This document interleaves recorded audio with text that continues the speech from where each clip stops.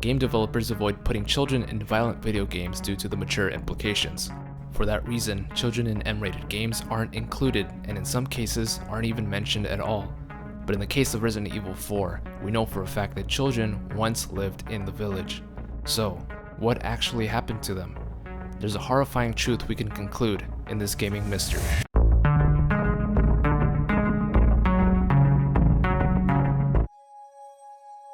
Looking at the village's history will make it easier to understand what happened to the children living in it.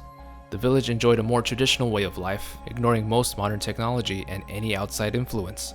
The village people stuck by more recreational activities. They owned farms and would visit the nearby church every Sunday. In fact, these people were so traditional they hadn't even transitioned to euros yet, and they still used pesetas as their common currency. The villagers were very superstitious people, believing in common folktales and myths, passing these stories on to their children. Although one of the stories they told their children was no myth and would later come back to haunt them. The village was overlooked and ultimately ruled by Ramon Salazar, who sat in a castle not too far from the village center. Ramon Salazar was the 8th generation owner of the castle and was seen as a radical leader. In contrast to Ramon, the 1st generation Salazar was seen as a hero by many for banishing a growing cult known as Los Iluminados from the village. This cult worshipped a parasite known as the Plaga and believed that someday this parasite would take over the entire world. In response, 1st generation Salazar hid Las Plagas in the caves underneath the castle, hoping it would destroy them for good. Unfortunately, Las Plagas would continue to thrive underneath the castle, waiting to be freed and exposed onto the surrounding areas. It would take decades until the 8th generation Salazar, Ramon, would allow Las Plagas to ever have that chance. Ramon's mind was tainted by Los Iluminados' leader, Sadler, and convinced Ramon to excavate the caves underneath the castle in order to find Las Plagas. Using the villagers as the cave excavators, it was a relief that they'd only find fossils of the parasites. But unfortunately, the air was filled with Plaga residue, and Las Plagas began forming inside the villagers. At first, the villagers returned to their families and children with no symptoms, until they began convulsing, and the invasion of Las Plagas was complete. Months later, the villagers' nervous systems were subject to painful convulsions and muscle contractions. Their children could only watch in horror as their parents and neighbors began transitioning into complete strangers.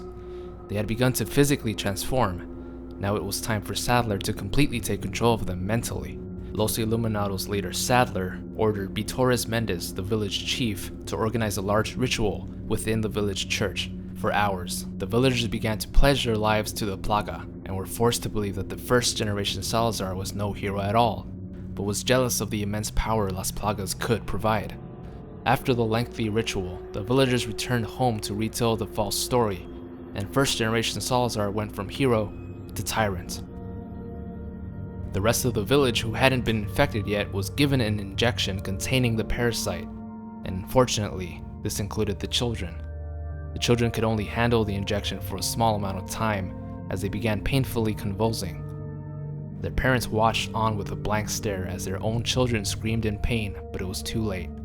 Sadler's influence was too heavy on the villagers, and they showed little to no emotion as every single child died in excruciating pain.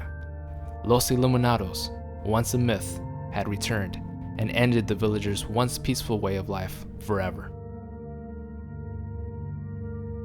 It does seem a little misguided to purposefully inject children knowing they wouldn't make it out alive, and there are some possible theories as to what motivated Sadler to proceed. Sadler may not have seen any use in keeping the children around, so he may have had them killed. Another good reason for a cult leader to keep their cult members devoted is to detach any emotional sources, and children definitely fit the bill.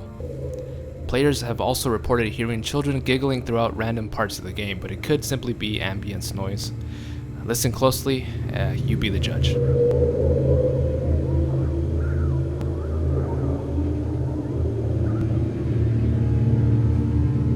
A more disturbing theory is that after the kids were killed, the villagers then proceeded to eat them. Though there are random bones and skulls and unknown spoiled meats laying around the village, there's no further evidence to back this up. So in conclusion, I believe that Resident Evil 4's writing staff made an absolutely brilliant move by leaving the villagers' children's untimely fates until the very end of the game, during the credits no less.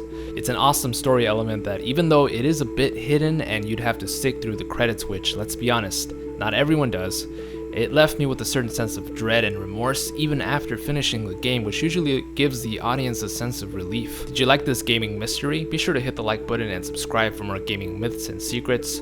Thanks for watching, and until next time, stay single.